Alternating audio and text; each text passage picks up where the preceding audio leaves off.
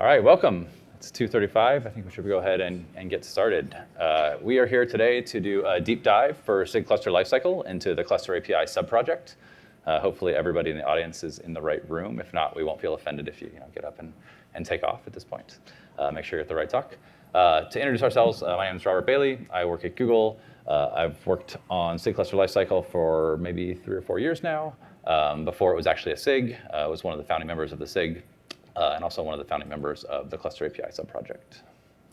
Hi, my name is David Watson. I've been working with Kubernetes for over 3 years, and I've been involved in multiple Kubernetes deployment tools.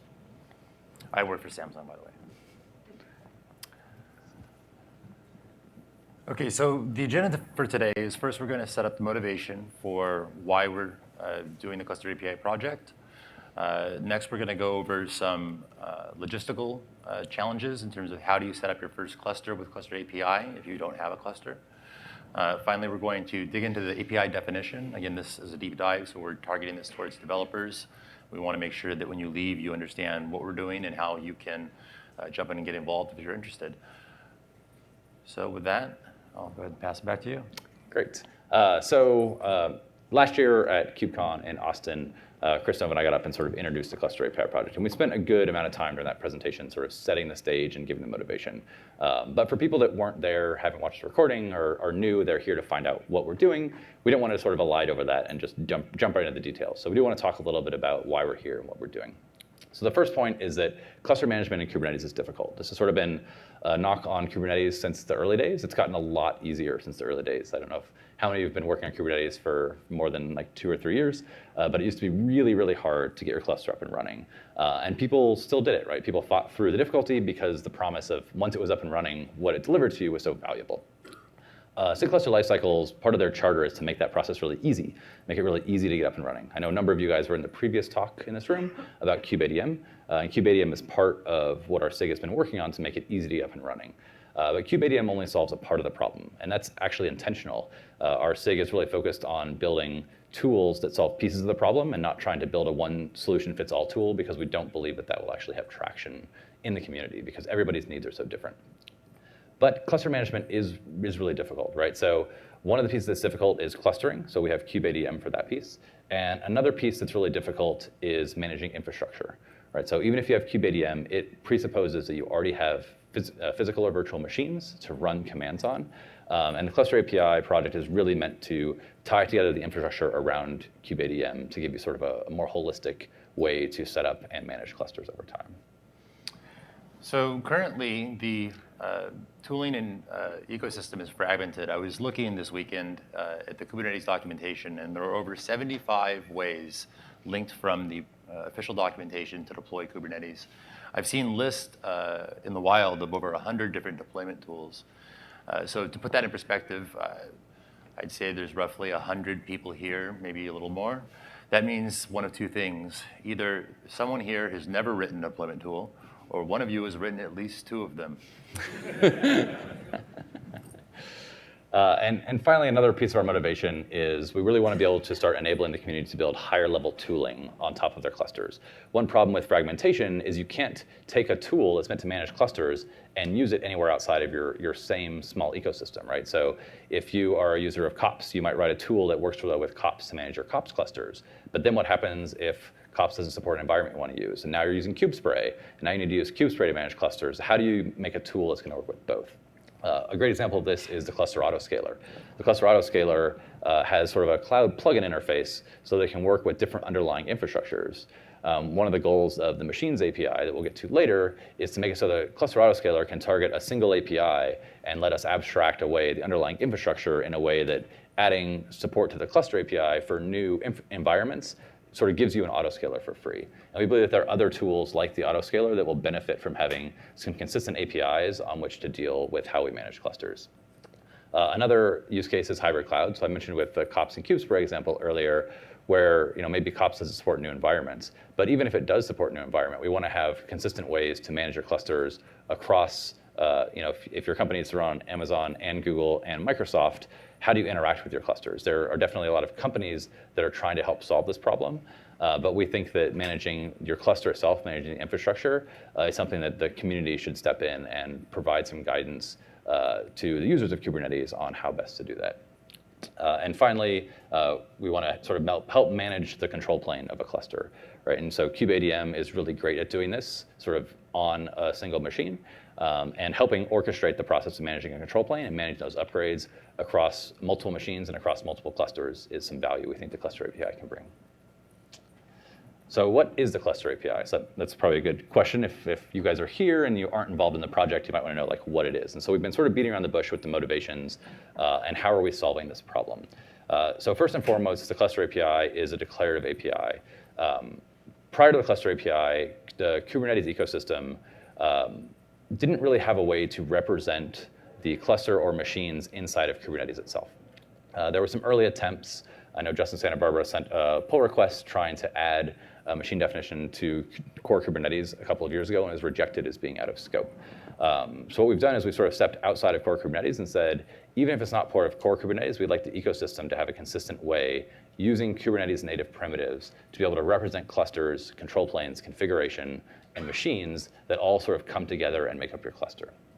On top of that, there's a lot of common logic that we can apply across different environments, right? There are a few sort of touch points where the environment needs to be interacted with directly, so whether you're creating a virtual machine or creating a load balancer. But there are a lot of pieces that are actually the same, right? If you want to have a group of machines, if you want to update your machines, if you want to update your control plane, a lot of that logic can actually be shared across providers. And by sharing logic, we can reduce the number of different implementations. We can sort of focus the developers on a single set of code, much in the same way we've done with kubeadm, hopefully have fewer bugs, have more consistency, and lower the barrier to people being able to install and manage Kubernetes. We really think it's important to have a pluggable architecture. So while we do want to provide common logic to solve these use cases for people, it's not going to be a one-size-fits-all problem. So one place it's really important to have a pluggable architecture is that the level where we interact with the infrastructure. So we have a provider abstraction where you can plug in support for new cloud providers relatively easily. But on top of that, each of the APIs has controllers that implement those APIs, and you can replace those controllers if you need to, if the default controllers don't actually satisfy your use cases. And finally, as I mentioned previously, we really want to be able to enable common across many different environments. So if this intrigues you and you want to sort of get started, we're going to do sort of a quick walkthrough about like what it means to sort of get up and running. And this is sort of walking through the bootstrapping workflow using the cluster_ctl command, which is part of the open source repository. So what the command does is a user runs a CLI tool and says, create a cluster. So great, we're going to create a cluster. The first thing that we need to create a cluster is a cluster, right? So we have this problem where we need a cluster to create a cluster. Luckily, we have something called Minikube, which runs great on your laptop and provides a local cluster environment without needing to do a lot of work configuring it. So by default, we'll create a Minikube cluster, and that cluster will come with a control plane. On top of that control plane, we will launch a couple of controllers. We'll launch a machine controller and a cluster controller. We then install some custom resource definitions to define what machines you want to create and what your cluster should look like. The two controllers will then take those definitions and create the target cluster for you. So this is where we're actually going to reach out to the environment of your choice, whether that's Google or Amazon or vSphere, and we're going to go and actually instantiate resources in that provider. And then at this point, we have a decision to make, to pivot or not to pivot, right? So we have sort of two modes of operation for our bootstrapping. The first mode that we've built is pivoting, which I'm going to walk through. And if we decide not to pivot, that last slide I showed is actually where we stop. We leave you with the bootstrapping cluster in place and the target cluster. And that works great if you have an existing bootstrap cluster that you're using to create new clusters. If you're using sort of the Minikube example, you probably want to pivot because you're going to close your laptop, you're going to walk away, you're going to lose your network connection, and the cluster is no longer going to be sort of actively maintained. Let's say that we do want to pivot. What does that look like? Well, the first thing we do is we copy the custom resource definitions from the bootstrapping cluster into the target cluster. And the next thing we do is we start running controllers in the target cluster. So if you're looking at this sort of keenly, you might notice that at this point, we are running controllers both in the bootstrapping cluster and the target cluster at the same time, which doesn't really seem like a great idea. And actually, when we were putting these slides together yesterday, I thought we killed the bootstrapping controllers first, and looking at the code, we don't. So that's something we hope we will fix and make this a little bit better. The time frame in which these overlap is relatively small, so we don't anticipate there being too many problems with them fighting. But at this point, we do have two different places that's a source of truth and two different controllers acting on those two different places. So you could end up with the controllers fighting for a little while. But pretty quickly, we go ahead and we destroy the bootstrap cluster by deleting Minikube, and that will delete the controllers and delete the custom resource definitions. And you're left with your target cluster, which at this point is running on your target environment and is sort of self-managing. Okay, so now we're going to dig into what the API consists of. So earlier, I don't know that we said this, but the cluster API is a set of custom resource definitions. At the top level, we have a cluster resource. Cluster resource codifies attributes that we think are common among all Kubernetes distributions. So Kubernetes in general has a need to configure networking. That means that pods and services need CIDRs, and we need a domain name. That's all stored in the spec. In the status, we have we have the API endpoint field. So one of the things that we've been working on as we work towards a beta is initially we wanted to be extremely inclusive so that as many different providers could use and experiment with this framework. As we move towards beta, I think it's important to start solidifying and codifying the semantics of these different fields. This is important for the higher level tooling that we anticipate being built on top. So cluster endpoint right now is one of those fields. When the cluster endpoint is set, the intention is that there is at least one API server that is reachable. On this slide, it also says that providers can hook in where specifically needed. So one thing to understand about how the code is structured is that there is a shared controller for each one of these CRDs, and some of the controllers have provider-specific actuators which can be plugged in. The shared controller helps provide that uniform semantic interface, but the provider-specific actuators allow it to be customized for different environments. So moving along, we have the machine CRD. Machine CRD has configuration which is specific to a given machine. That includes Kubernetes version information, and providers are responsible for defining how that machine is created, what it looks like, what is the CPU, memory, and disk resources that it is created with. Next, we have a machine set. So a machine set is a homogeneous configuration of machines.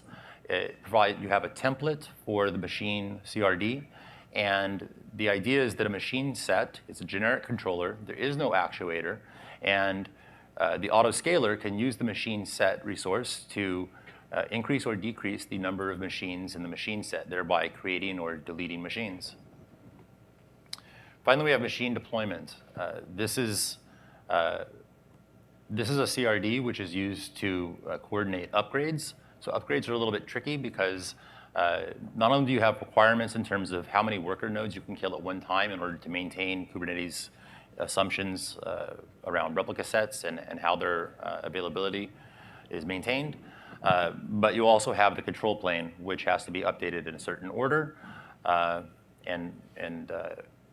Eventually, when we have multi-master configurations, it needs to be updated such that at no time does the cluster control plane go down. So going back to the motivations, we feel that the current ecosystem is complicated and fragmented. One of the things that makes a system easier to use is familiarity. So we just want to point out the analogy that exists between machines, machine sets, and machine deployments. They are directly related to the relationship between pods, replica sets, and deployments. Hopefully that makes it easier for an infrastructure engineer or an operator that already knows some Kubernetes to learn the cluster API. So earlier I talked about the distinction between the actuator, provider-specific code, and the generic code, the common code. So the provider-specific code has access to provider-specific data. The provider spec is the specification for the provider. The providers are expected to maintain their own versioning of this spec, and it's opaque from the perspective of the common code.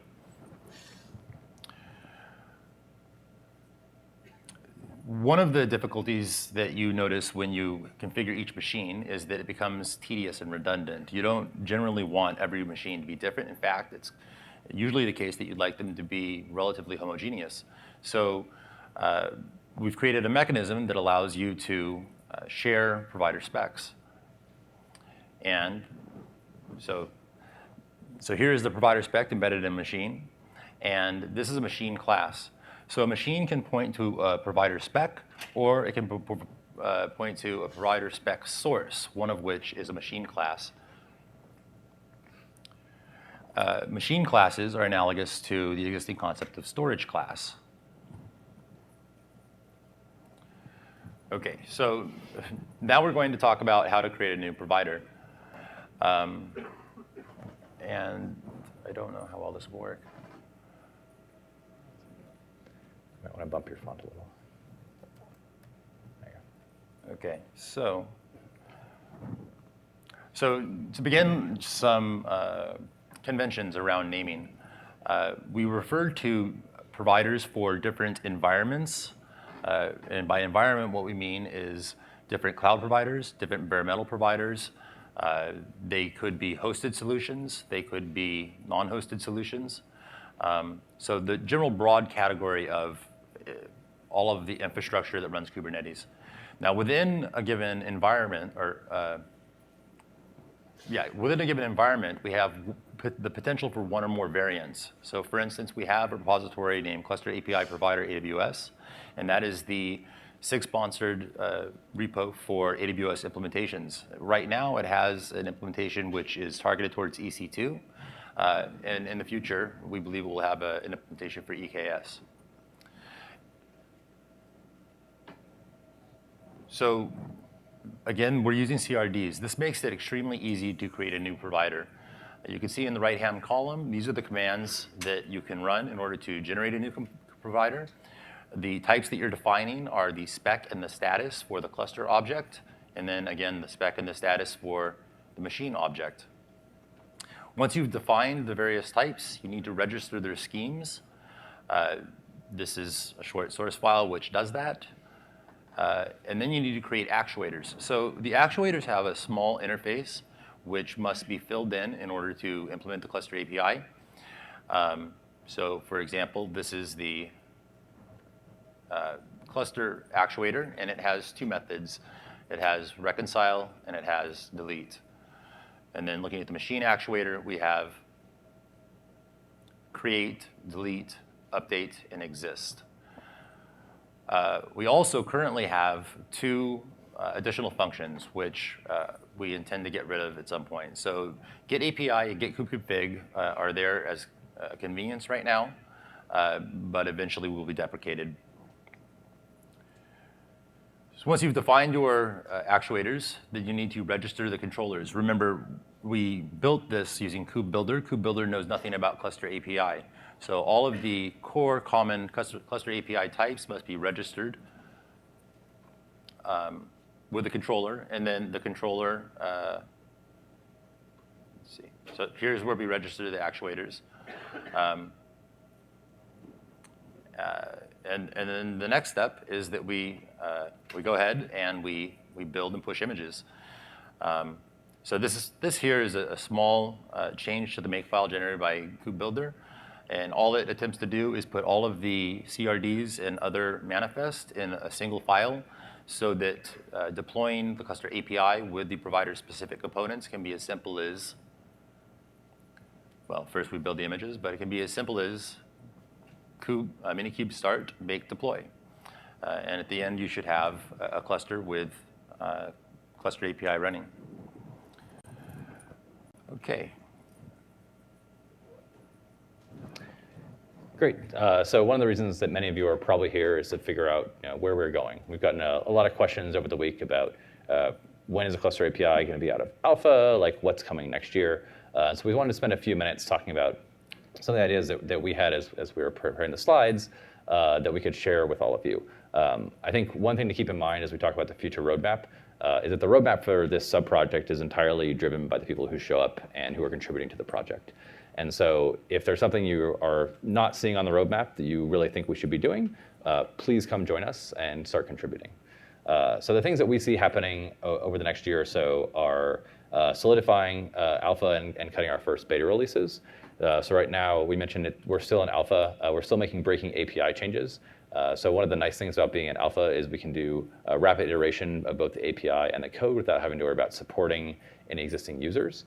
So that's pretty liberating, but at some point we actually do need to start delivering some value and be able to run things in production and sort of prove out the system.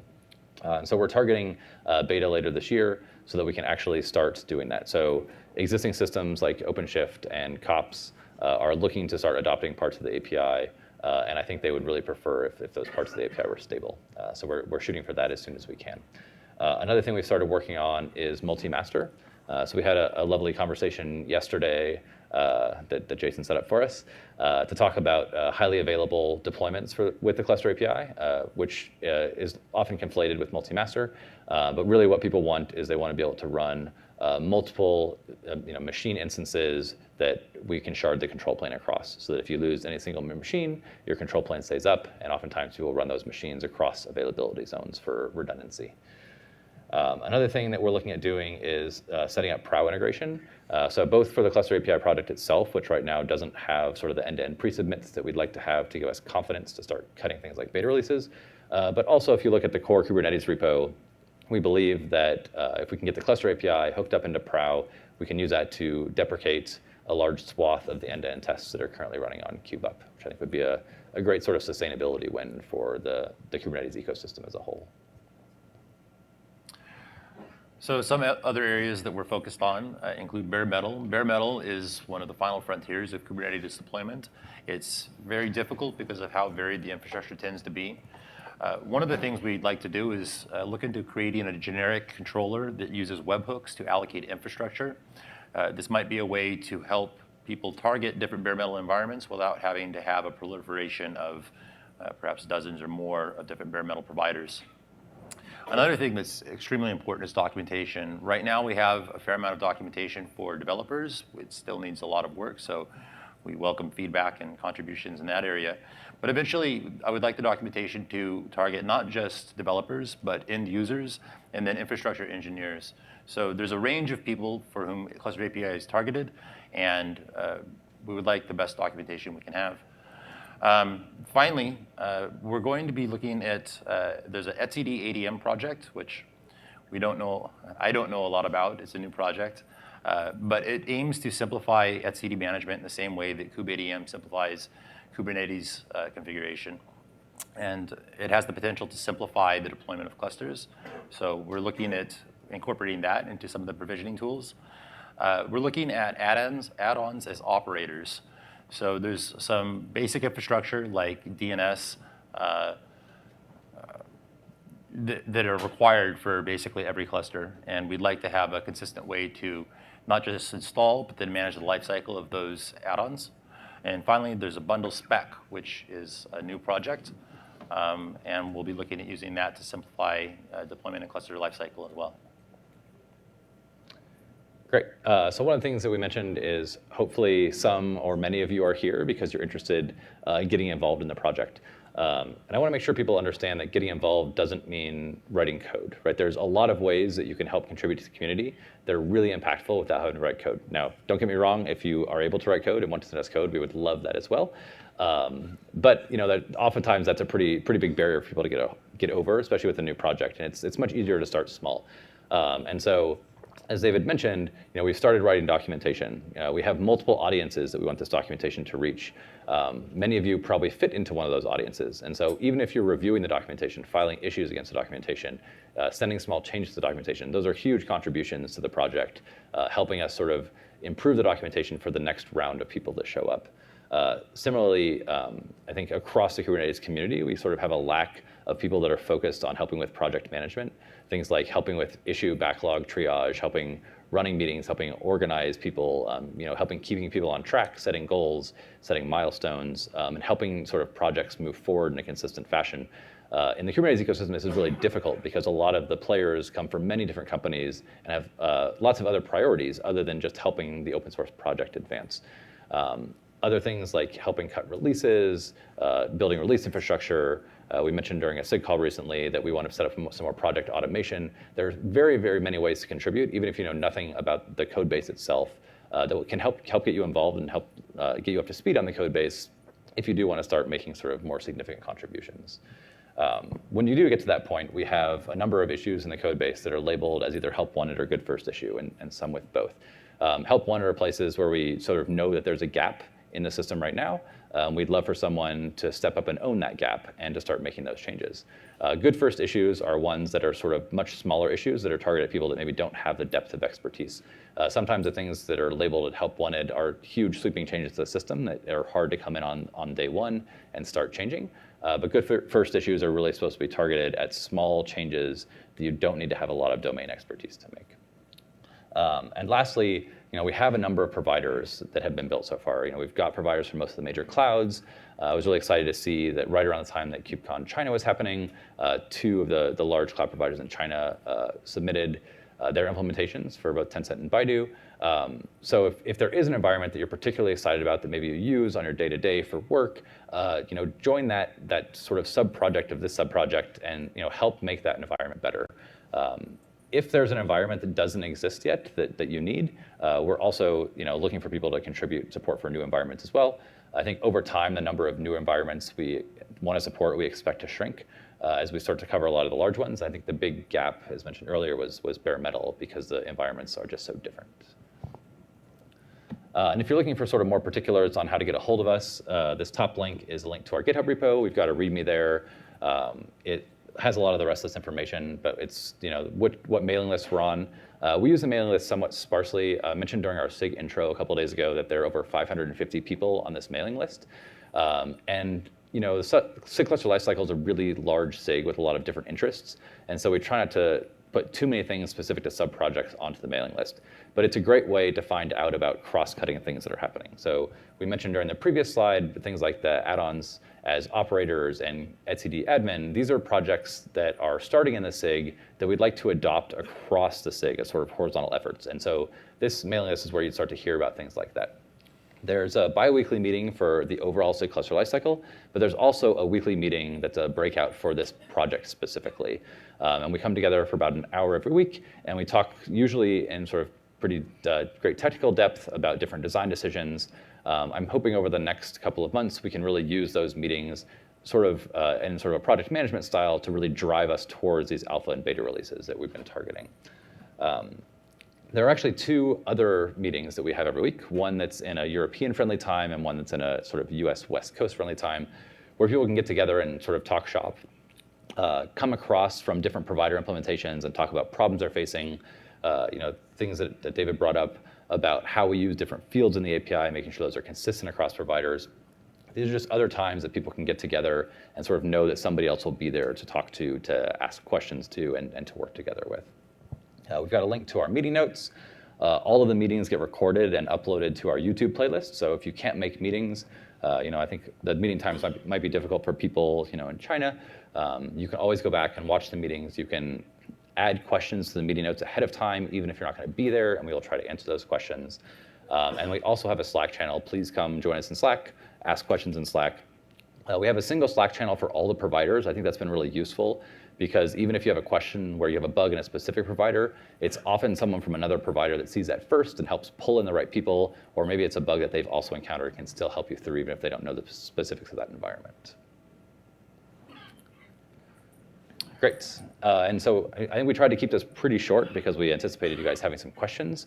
And this being sort of a deep dive at part of the maintainer's track, we really wanted to make sure there was sufficient time for audience participation. So I'm going to cut my mic and turn on this one and wander around the room and let people ask questions.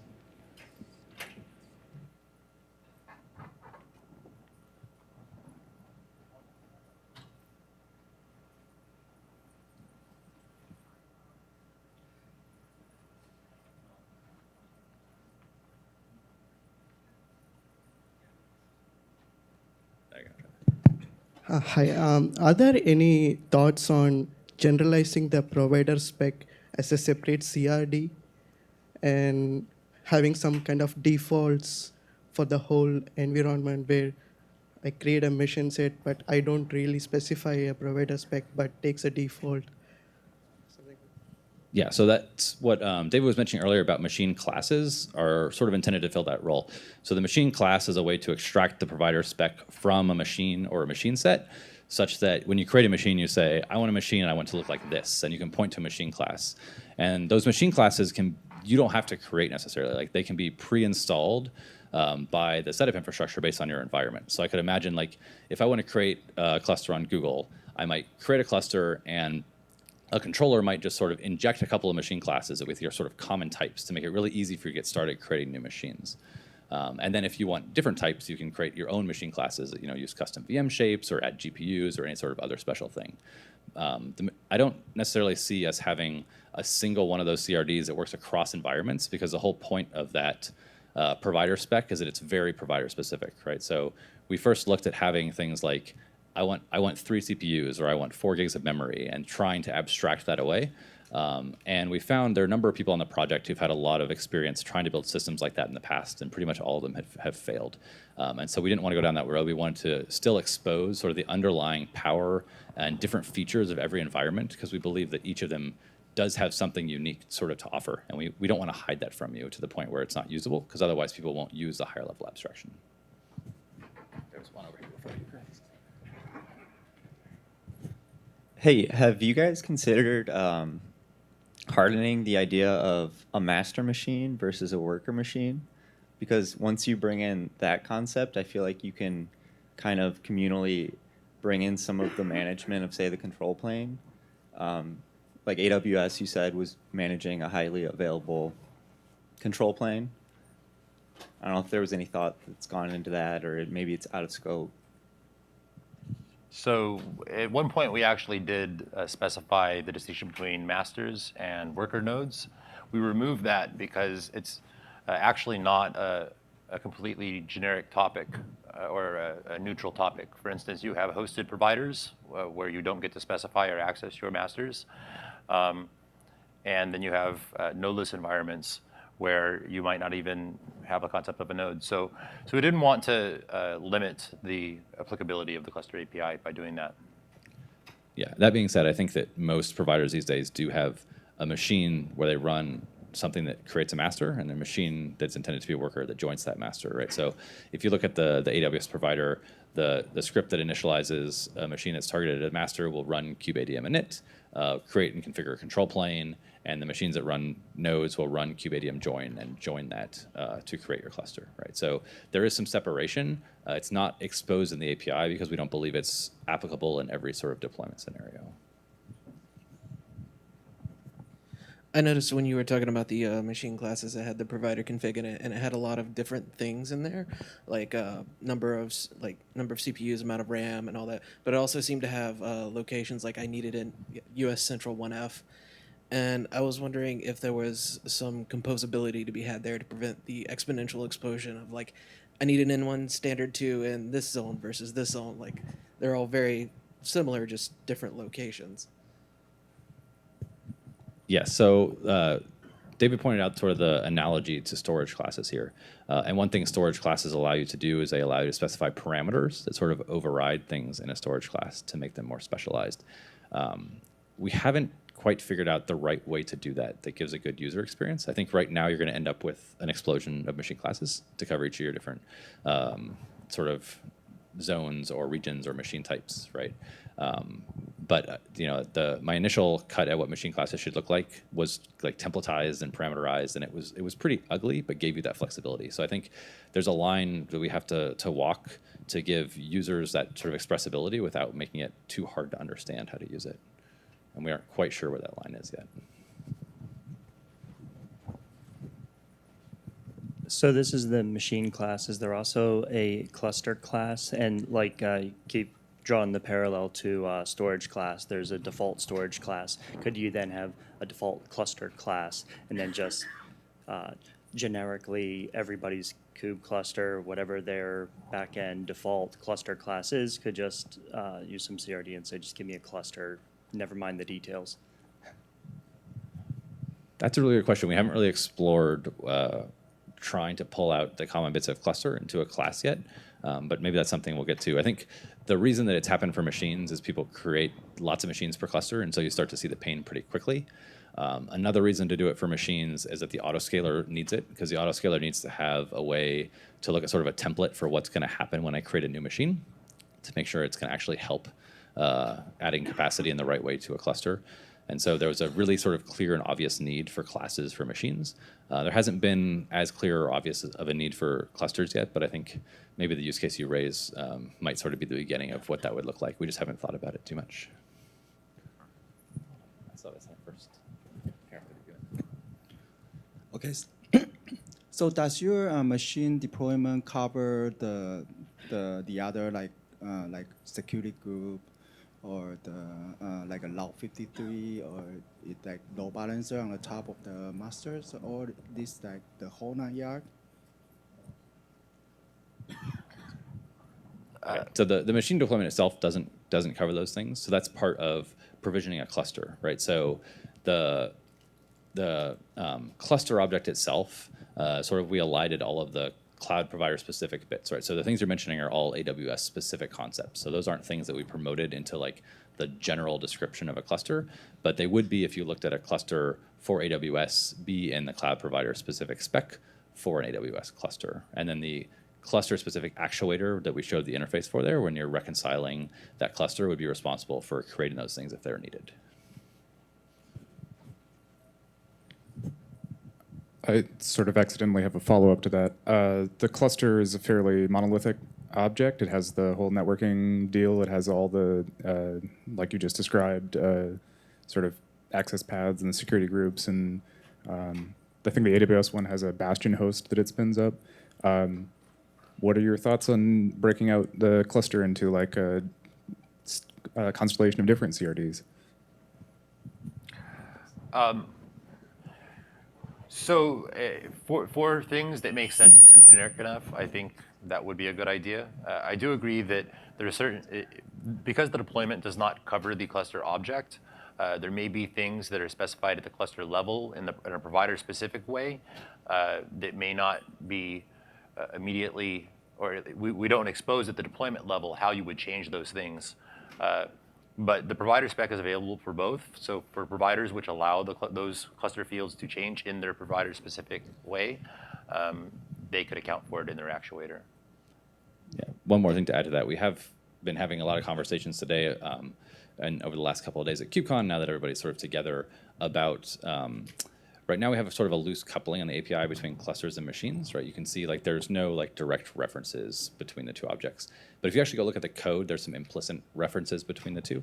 And we need to sort of go one way or the other to sort of either make it much more explicit that they're coupled or actually decouple them sort of across the board. The other thing that's missing right now from the cluster spec is sort of a more full-fledged definition of what the control plane itself looks like. So what comprises your control plane? Like obviously everybody's going to want a scheduler and an API server and a controller manager, but do you want a cloud controller manager? Do you want an ingress controller? What does DNS look like? And so as we put on sort of the roadmap, things like the bundle spec will help us sort of describe all the different pieces that we believe fit into the control plane and what their configuration looks like. Things like the add-ons as operators will help us figure out how we want to run the CNI provider and kubeproxy and FluentD or any of those things inside the user's cluster. So we see a lot of things that are sort of coming down the road in our SIG that we can sort of pull together and sort of like piece together into sort of a single system that we think will look a little bit different probably in a year from that it does now and actually sort of answer some of these questions a little bit better. Whether those will be separate CRDs or whether they sort of get combined, I think we haven't figured out yet. But there's definitely a possibility to break things into separate CRDs if that makes sense. And if I think the litmus test there is, should they be sort of usable on their own, right? And there's an argument right now that we're having about, should machines be usable on their own without the cluster object, right? Which I think is a use case a couple people have come up with. And if they're pieces of the cluster object that should be decomposed, especially if they're usable on their own, or they should be used with machines without the other parts, then it makes sense to break them apart. I saw some hands on this side.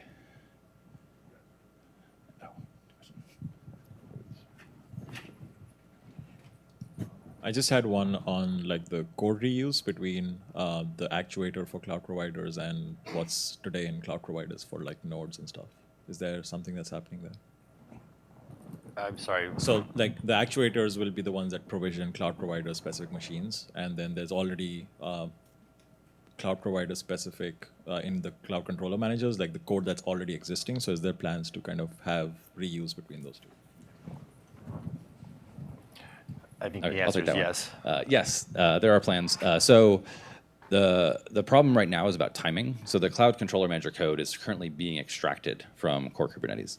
It's not really in a state where it's easily consumable by us, but we have exactly this problem where, like, to spin up a cluster on Google's infrastructure, one of the things we want to do is create a load balancer. And there's already code to create a load balancer that implements the L4 service controller, the ingress controller, depending on what type of load balancer you want. And that code is maintained by SIG networking. And I don't want to have to rewrite and maintain my own code that does the same thing, right? So we have been talking with the folks that are doing that extraction and figuring out if we can sort of combine forces once they're ready. But so far, they haven't quite been ready.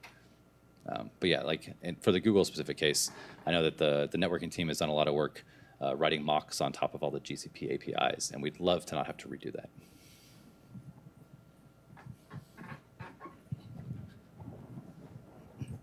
Is there any support for multi-cluster or any interest in that? Yes. So we have an open ticket right now to look at how to integrate the cluster API with the cluster registry from the multi-cluster project. I can tell you that multiple companies have deployed hybrid stack or hybrid cloud environments that target multiple clouds using the cluster API. And then so the final piece of that is to more fully integrate into the multi-cluster environment by using things like cluster registry. And then also looking at schedulers that can schedule across clouds based on least cost or other performance and reliability requirements. Yeah, one thing we're still struggling with a little bit is when we started the project, we wanted to have a clean split between cluster API defines a single cluster and the cluster registry is how you aggregate. And as we've gone on, we've got to the point where now you can create multiple clusters using the cluster API sort of together and you can list them. And then that starts to become overlap with the cluster registry. And we need to figure out where the intersection there is, in particular because the cluster registry doesn't store any credentials. So I've heard from people that it's not as useful because they can say, here's a list of clusters, but I have no idea what to do with those. And if you list clusters that you've created using the cluster API, it also lets you connect to them.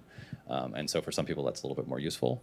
But we also want to make sure we sort of harmonize across the ecosystem with the other SIGs and make sure we're not providing redundant solutions where they build stuff assuming the cluster registry and it doesn't work with our things and we ignore them. So it's one of the list of beta blocker things is to go make sure we're synchronized with them. Do you have a question?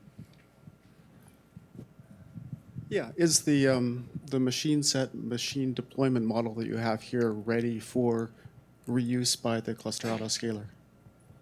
Or what are the mismatches? Not quite. So the biggest problem we have right now is that the cluster autoscaler has a requirement for scaling down to be able to delete a specific machine.